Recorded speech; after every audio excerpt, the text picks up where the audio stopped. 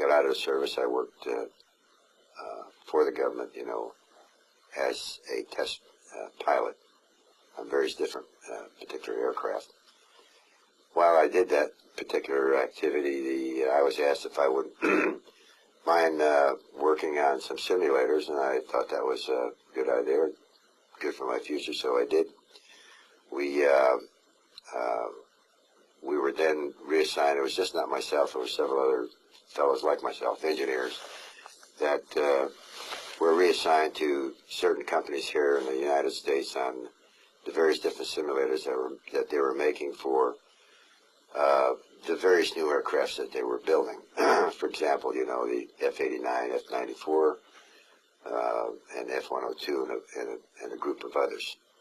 We spent probably close to 3.5, 4 years just in training on simulators, and just exactly, you know, how a simulator, an actual simulator for these aircraft worked, you know, and the new designs as they came along.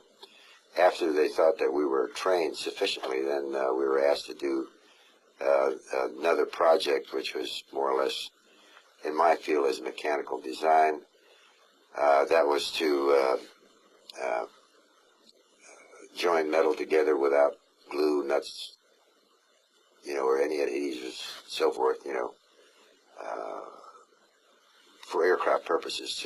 The indication was to make the aircraft lighter. Okay. This course was several years going on. In the meantime, of course, security classifications were going on, you know, as far as we were concerned, and just the individuals that were going to work on these particular projects before going to the actual facility where I had done this activity. We developed this particular process of joining this material. It took quite some time, over a period of about 4 years.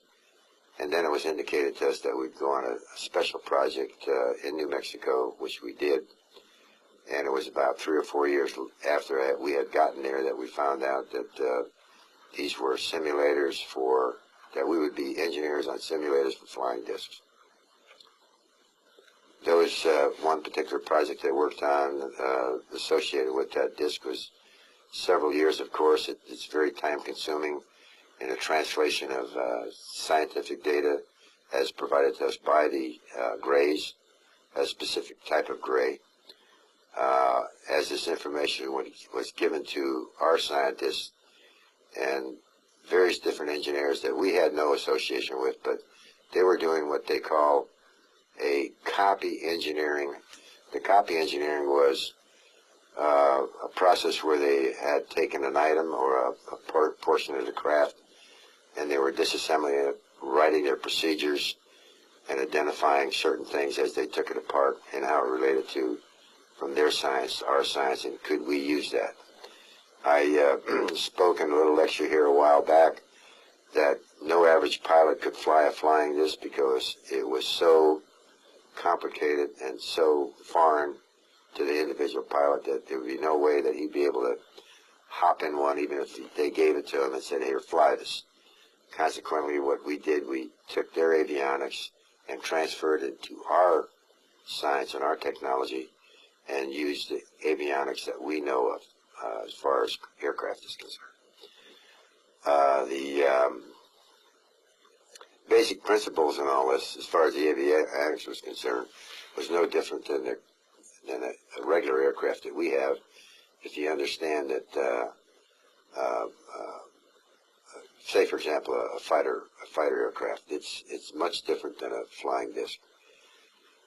There were certain situations that we had to resolve, and basically we only looked at a couple different things because the flying disc only flies in about 3 different positions, and that is at 65 degrees, flat horizontal, and possibly vertical. But it was very difficult to fly vertical. The avionics that we developed for that was for the 65 degrees, pitch and yaw, and flat flight. Did you ever see a disc by yourself? I saw a disc from a distance. Can you describe Not it? up close. Can you describe If I was describing a disc for you so you'd understand what we're looking at, if you did see the Bob Lazar poster, very, very similar. This facility I was worked at is I'd say, as far as secrecy is concerned, is much tighter than possibly even Nellis here and some of the other facilities, you know, in this country.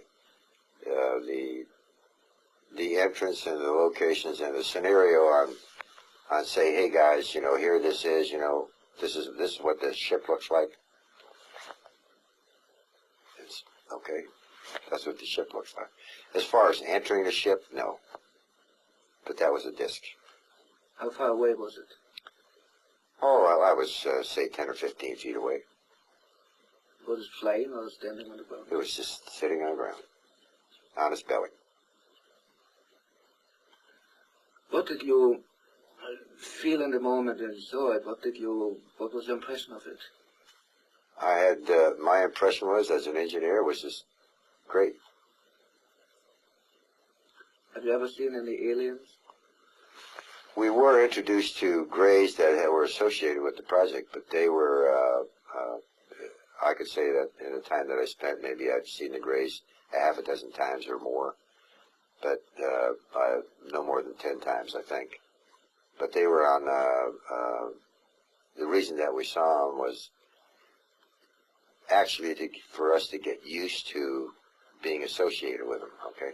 It's no different than, say, going to Africa and seeing a bunch of pygmies and, you know, looking at those people for a while, and then, you know, this is a little different than that, but it's the same situation where you're seeing something that's a little bit different than us sitting in this room, you know, talking right now, with their features and their makeup and that kind of thing.